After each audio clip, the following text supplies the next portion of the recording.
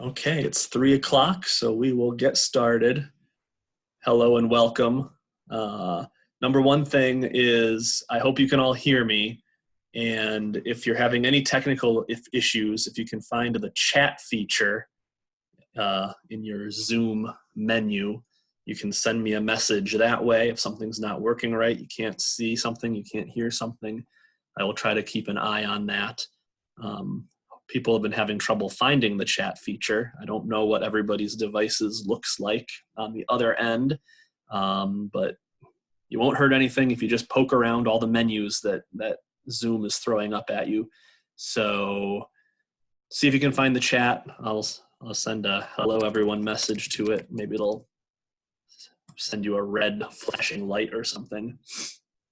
But at any rate, okay, good. I knew you would. All right, so hello out there in pandemic land. Thank you for joining me, Alex, from the Penn Yan Public Library at a Comics 101 session. And this is just, because I thought it would be fun. It's something that I think about, and I thought other people might be interested in it, and why not just talk about it, think about it, share about it while we have all this time on our hands, some of us. So just to get us started, oops, is that going to do it for me? So what's up with superhero color palettes? And just to, as way of an introduction, my knowledge of comic book superhero, supervillain, super character design is mostly informed by Silver Age Marvel. That just means everything from the 1960s through some point in the 1970s. And Marvel is one of the big two comic book companies. There's also DC, that's Superman, Batman, Wonder Woman. Marvel is Spider-Man, Avengers, X-Men, those guys.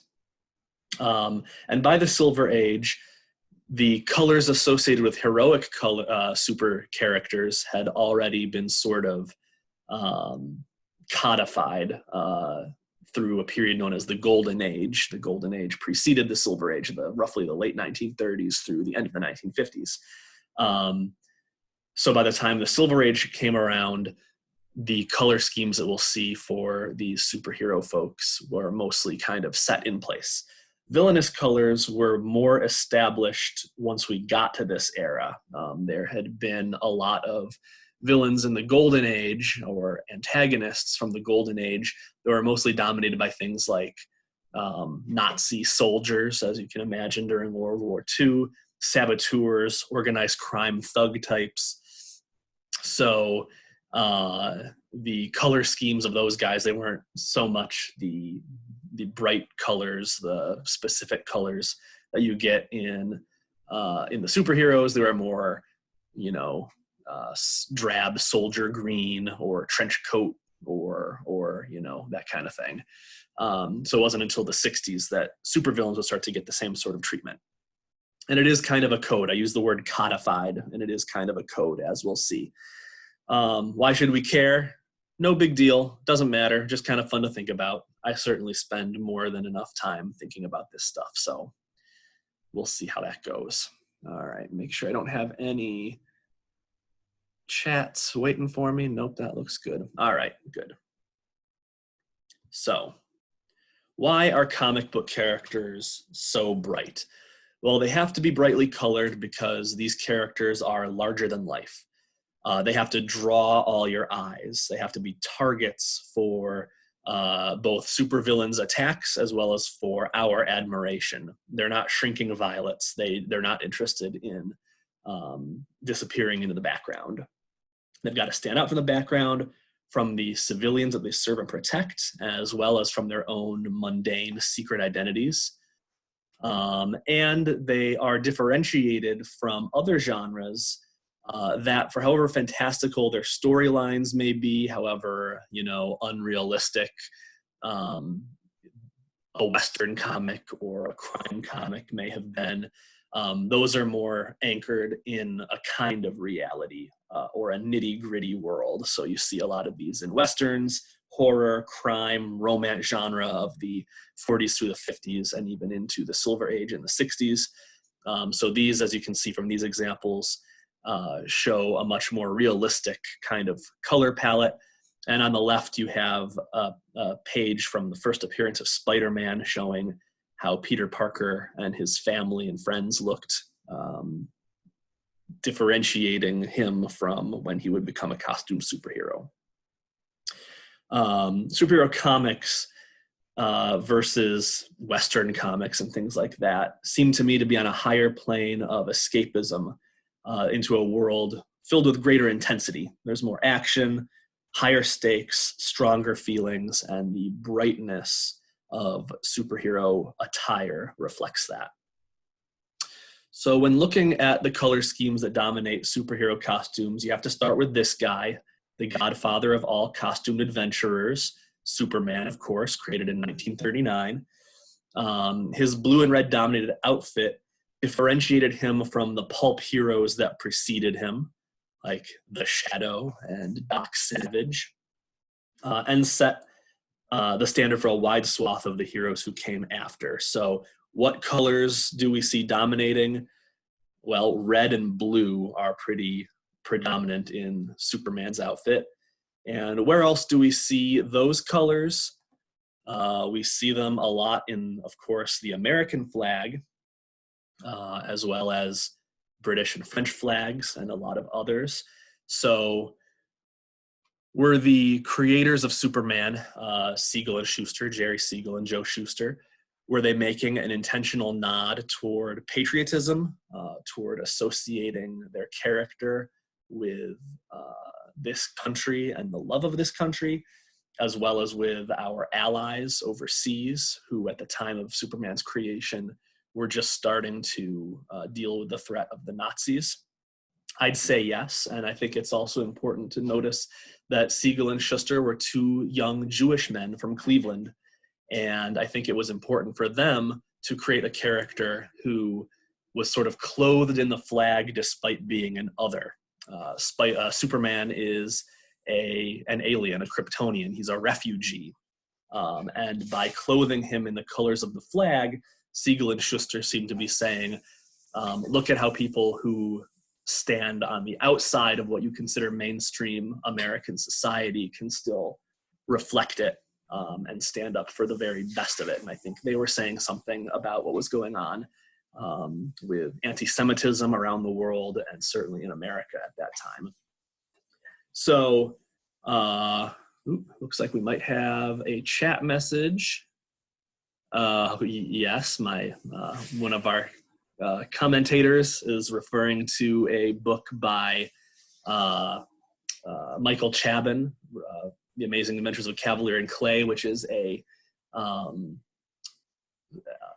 fictionalized version of the development of the comic book industry in the 30s through the 60s. And yes, that theme is pretty strongly reflected in that novel. So aside from the patriotic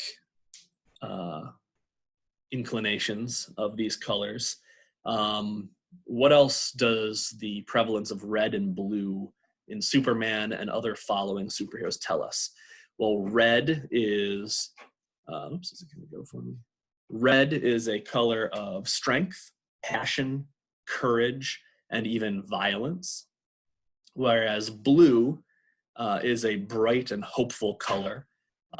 It's perhaps even reflective of innocence and or virtue. So you're combining strength, passion, and courage and violence with hopefulness, innocence, a little bit of vulnerability perhaps. And so this sort of set the stage with Superman's color scheme. When we get into the 1960s and Marvel Comics became a much bigger deal than they had been, you find yourselves with characters that look like this. So here we have Marvel's heroic spectrum. And again, you can see that blues and reds dominate the characters here from left to right. And it's kind of interesting just to think a little bit about each of these characters and the dominant colors represented in their designs. On the far left, we have the Invisible Girl from the Fantastic Four. And the Fantastic Four are interesting because they're a superhero team that all wear variations of the same uniform. So it's generally speaking that blue bodysuit with the number 4 insignia on the chest. And so it's almost completely blue. So they're right at the far end of that spectrum. And it's interesting that the Fantastic Four are represented in their stories. And I should mention that all of the characters you see on this page are created by writer Stan Lee and artists Jack Kirby and Steve Ditko. And they worked very closely together to create all of these characters. The Fantastic Four were presented as a family and also as more explorer adventurer types than superhero types. I mean, obviously they engaged in superhero adventures. They battled bad guys, but they weren't really going out looking for conflict. Their leader, Reed Richards, would make some scientific discovery and he would lead the team to explore it. And that would usually lead to some fisticuffs with extra dimensional beings or whatnot. But they were mostly in the business of exploration and then coming home and bickering with each other. So a lot of that virtuousness, a lot of that, a little more of the sense of innocence than anything else. You move along to Captain America, who is literally a character clothed in the American flag and patriotism. You see that blue is still the dominant color. Hope, innocence, virtue. But now he's introducing elements of red as well. And look at how his shield is designed in concentric circles leading to that star in the center. He's literally a target. Captain America started during World War II. He was a super soldier, and his job was to fight the battles that America's other armed forces couldn't. And when he went with the troops, he drew the fire. He was the guy who was taking the Nazis' fire. So that shield and the concentric rings on it and the bright colors contrasting with the typical enlisted men's drab green camouflage really shows that Captain America's role was to take the shots that the regular guy couldn't. Next to him, we have Thor, a Norse god of thunder, literally a deity.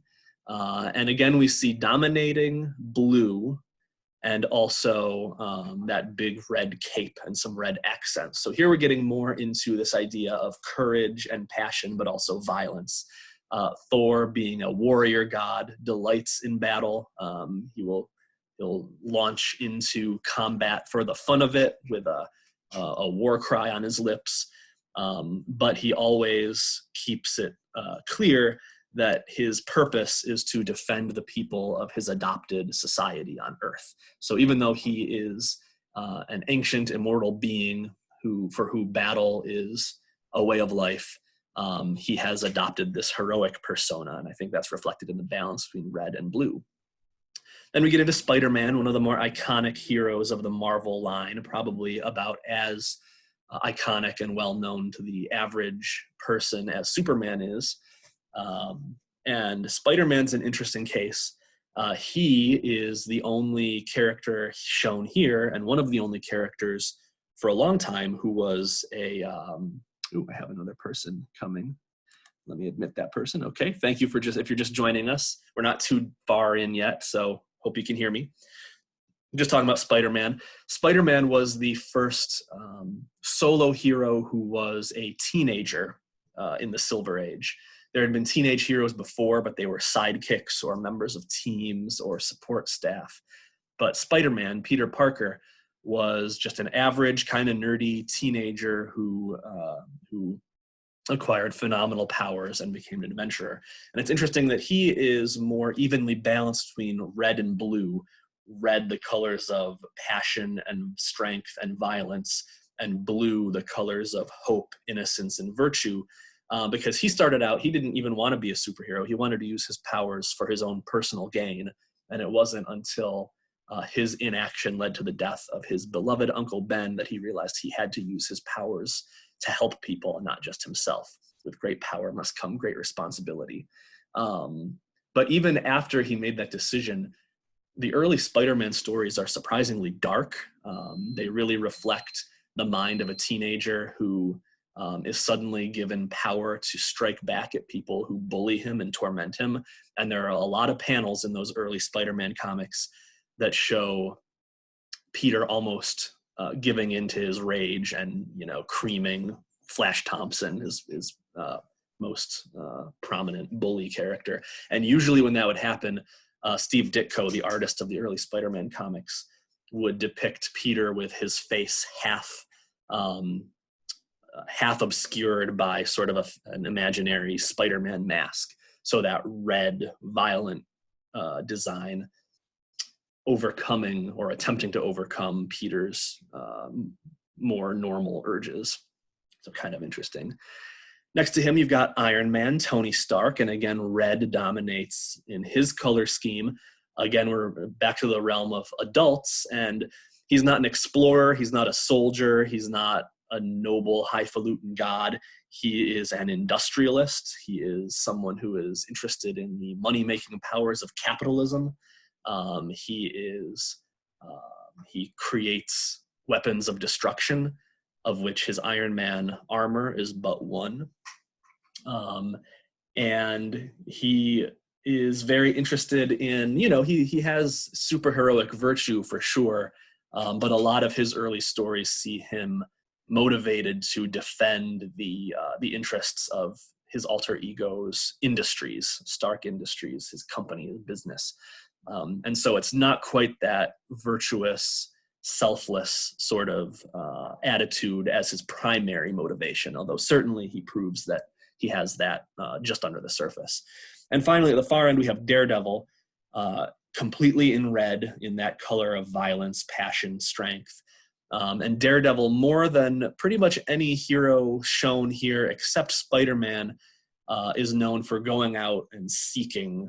He goes out on patrol. He goes to find crimes in progress, and he puts a stop to it. He's not just exploring for the sake of knowledge. He's not defending a personal interest. He's out there in Hell's Kitchen using this moniker of the Devil, which is a pretty intense and sort of frightening motif for a 1960s comic book.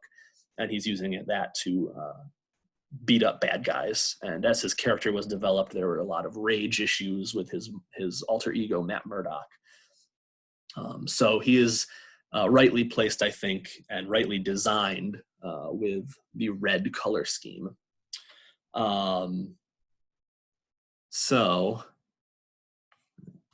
let's see here. So if superheroes are mostly red and blue, you see developing in the 1960s and the Silver Age supervillains with a color scheme revolving mostly around purple and green. And I think we can say to some degree that these colors, they're a little bit harder to define than the reds and blues. Let's take a look at the green. To me, the green being associated with supervillains reminds me of infection, sickliness, a color that's less apt to naturally occur in humanoid type beings. Obviously, green is the color of nature. Also, that kind of gets into a whole different shebang. But when used with villains, I think the infectiousness, the noxiousness of their character is what is being shown there. And then purple is very interesting, and I kind of racked my brains to think about, aside from just looking cool and looking good with green, why purple would be such a prominent color among supervillains. And I wonder if maybe there's a sort of echo of anti-royalist sentiment. Purple is the royal color, the color of monarchy, of empire, and maybe in our American psyche, we rebel against that. Purple happens to be my favorite color, so I don't personally see it that way, but there's no denying that the way it's used in the Silver Age comic books really makes it look quite sinister. And a lot of the villains who use purple can certainly be described as somewhat haughty, shall we say. So let's look at some examples. Here is a cavalcade of baddies ranging from the greener end of things to the purpler end of things. And we've got characters like Dr. Doom, all green plus that gunmetal steel that he wears for his armor. You've got Loki, Thor's arch nemesis and half brother, predominantly green there. The Green Goblin, a pretty perfect balance between green and purple, and showing that like that green color, like it's horrific creatures are green. If you're a living creature and you're green, you're probably a goblin or an orc or a ghoul of some kind. Getting more towards the purple end of things, you have Kang the Conqueror, and then at the far end, literally a guy named the Purple Man. And what really strikes me about these guys is you see two of them lounging, and you don't really see superheroes lounging. Even if they have to sit, like if there's a meal scene or something, they're bursting with kinetic energy and forward movement.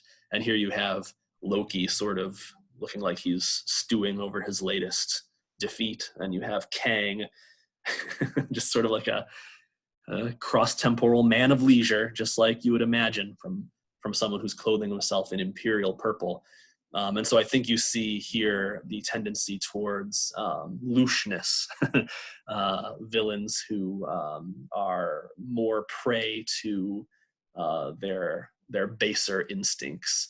And it's interesting that Dr. Doom, who is the only actual monarch that we see among these guys, only wears green.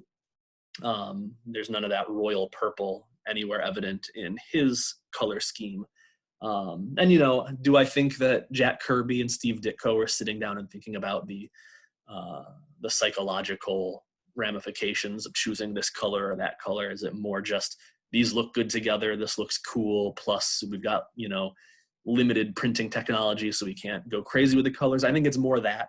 But I just think it's interesting that a character like Dr. Doom, who has shown to be among the more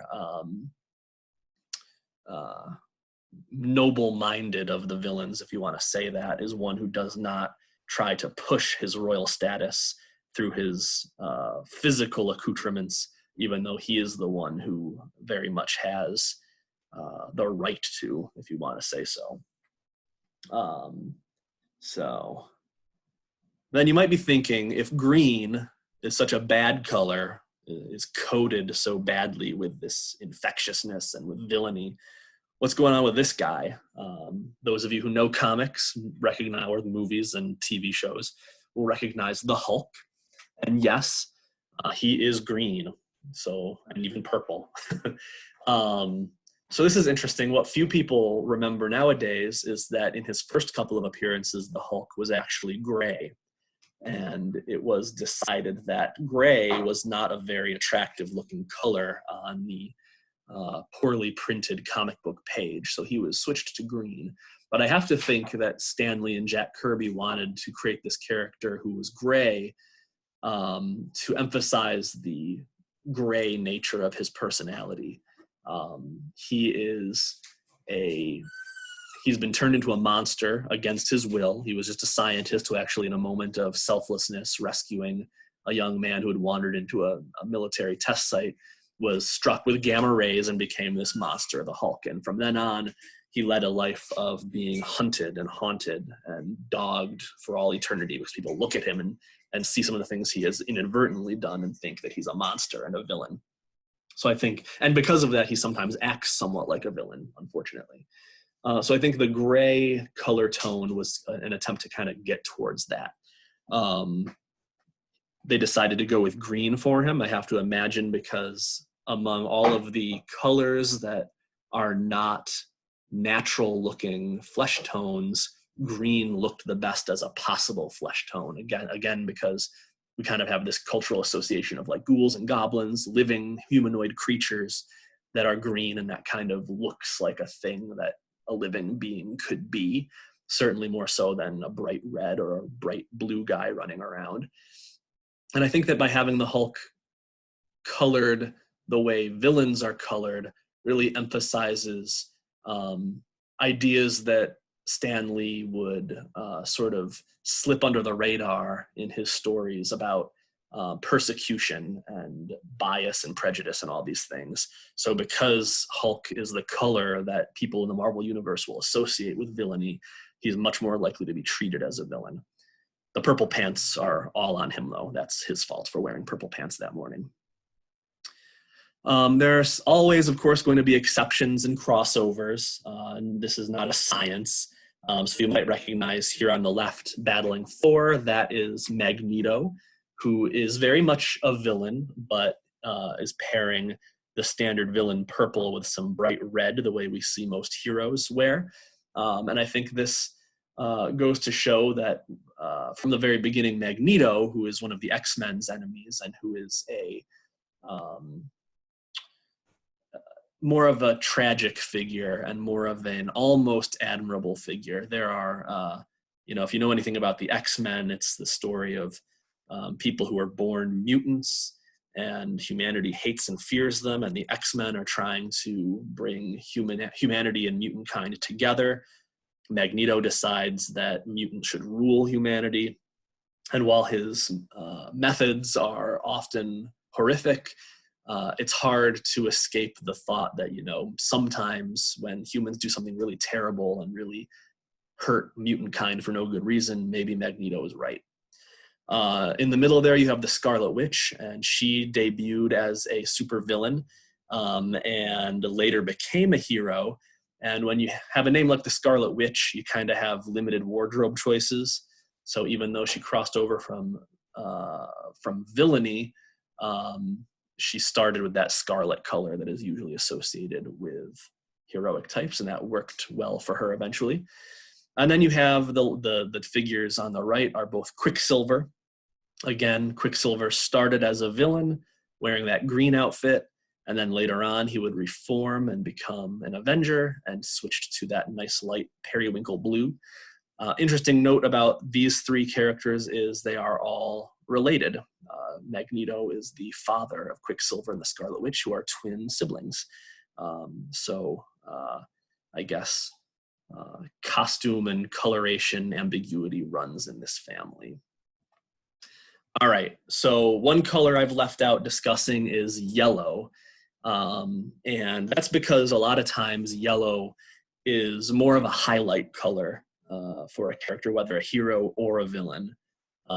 It's not usually the dominant color. You can see with Thor and Iron Man at the top, Thor's got that beautiful blonde hair, golden hair, and then he's got the yellow highlights around his belt and his boots, just kind of breaking up that blue and red. And then with Iron Man, it is his faceplate and his appendages that are yellow or golden as a way of breaking up all that red. And you see characters like villains, Electro and Loki, where green is a major color, but yellow really comes through. And then you have cases where the designers tried making a character predominantly yellow, and it did not really work out. That bottom corner creature is Iron Man's second appearance.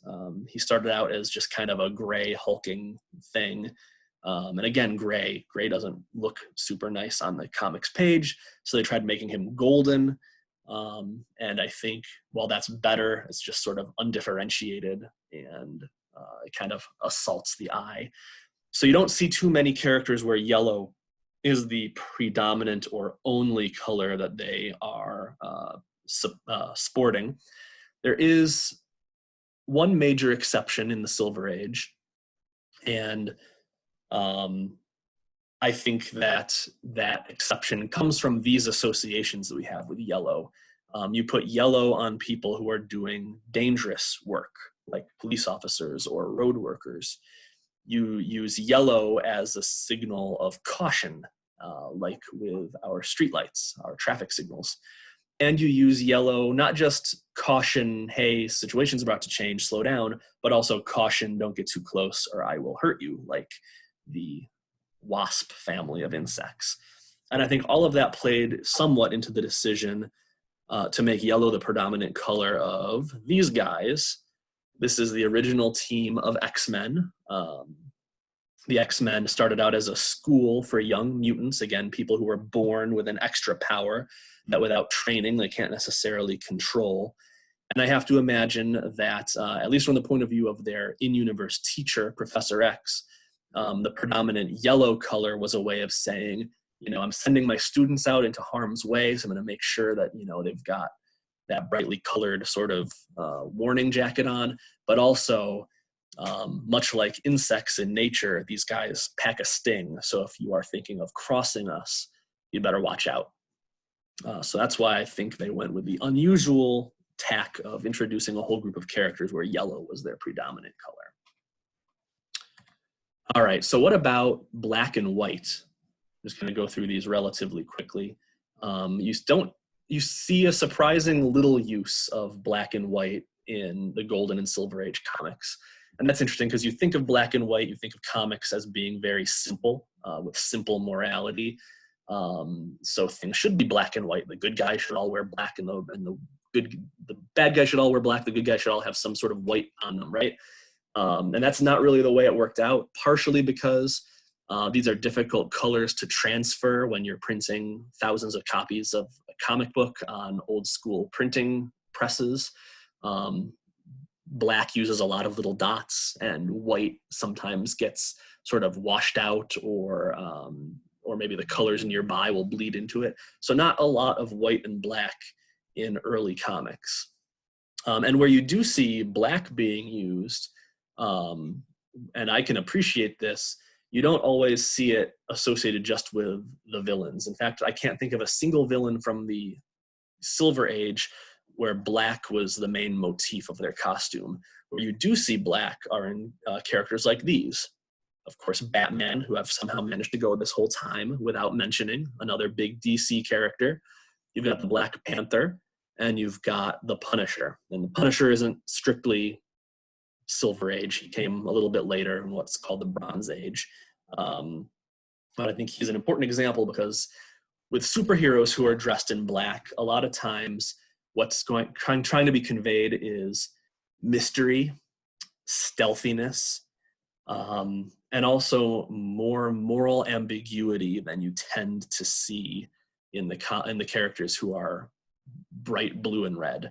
Batman is on the eternal quest for vengeance against the criminal elements that ruined his life when that mugger killed his parents when he was a little boy. Same thing with the Punisher. The mob murdered his family, and so he goes on this never-ending rampage. But he's still considered a hero. He is only targeting the quote-unquote bad guys. Well, who's a bad guy? Who deserves life and who deserves death? These questions are all kind of tied up in the color scheme, as if that giant skull on his chest wasn't enough. Note also that while Batman was introduced as primarily designed to be to have black clothing, and he's recently returned to that color scheme. For a long time, this is what he looked like from the 50s through at least the 90s. And this is again down to the fact that black is a hard color to transfer on comic book pages. And also I think to lighten the mood a little bit. There was a desire for lighter imagery in the 1950s because of a sort of a comics mini Red Scare. There was an incident in which comics were sort of vilified for a while, and so you saw a lot of lighter and funnier and cuter comics, and that included even Batman wearing blue here. He eventually got back to wearing darker colors in the 90s out of the influence of the Tim Burton films. And you have white. White is often reserved for supporting characters to denote age and or wisdom. So you have Aunt May there, Peter Parker's beloved Aunt May, given a stern talking to and showing all the wisdom that she has earned through her many years of life. You also have Odin, Thor's father and the king of the Norse gods, always one step ahead of everyone else with that long white beard and everything. And even on characters like Reed Richards, the leader of the Fantastic Four, note that little temple of white right there above his ear. And he's always depicted as having that little white temple. So he's still young and virile and masculine with his mostly dark head of hair, but that little white temple tells us, oh, he's a egghead. He's brainy. Watch out for him. That's usually what white is used for. But there are two other sort of interesting uses of white. We've got Silver Surfer and the Kingpin. The Silver Surfer is an alien. He was an agent of an alien being that wanted to destroy the Earth, and so he sends the Silver Surfer to find and then sort of soften us up. And his blank appearance definitely defines him as very alien and very other. He is not an alien who came to Earth and immediately wrapped himself in an American flag like Superman did. He stayed very distant and aloof appearing. And of course, he's meant to be silver, as you see from the little embellishments on his body that make it look a little bit reflective. And that's important because his clean, sleek, reflective look signals that he literally reflects what he finds in society. If it's the kindness of a character like the blind sculptress Alicia Masters, he reflects that kindness and finds the strength to defy his master and help save the world rather than destroy it. Or if it's the aggression of characters like Dr. Doom or the US military, he reflects that aggression, which contributed to his status as one of the premier anti-heroes who was active in the early days. In his heart, he was noble and virtuous, but if he encountered beings that treated him with violence, he would have to react that way. And then with the Kingpin, this is a villain, and he's always wearing that iconic white jacket, and I don't know what you would call that thing around his neck. Maybe that, I don't know, is that an ascot? I don't know what that is. But I think this white jacket complements and contrasts Silver Surfer's hue nicely. White can be a color of innocence, but used on a character like Kingpin, who's the most powerful crime boss in the Marvel Universe, it indicates his status as being beyond the law and the inability for his many crimes to stick to him. So these color schemes are not always as hard and fast anymore as they used to be. Printing technology has advanced and allowed for a wider array of shades and tones, and comic writing and analysis has advanced as well. So no longer are characters' goodness, badness, or ambivalence signaled by a narrow array of colors, but by their actions, by their speech, by their interactions with others. And also costume designs and character designs today are much more likely to reflect a realistic aesthetic, inspired at least in part by their design from the popular movies. It was impossible to imagine superhero movies in the 60s. So you could kind of, sky's the limit with how bright and colorful characters could be. That doesn't translate very well to films. So films have sort of toned down the brightness a little bit to a more realistic range. And now that's being reflected in the comic books. So art imitates life, life imitates art, it all goes around in a circle.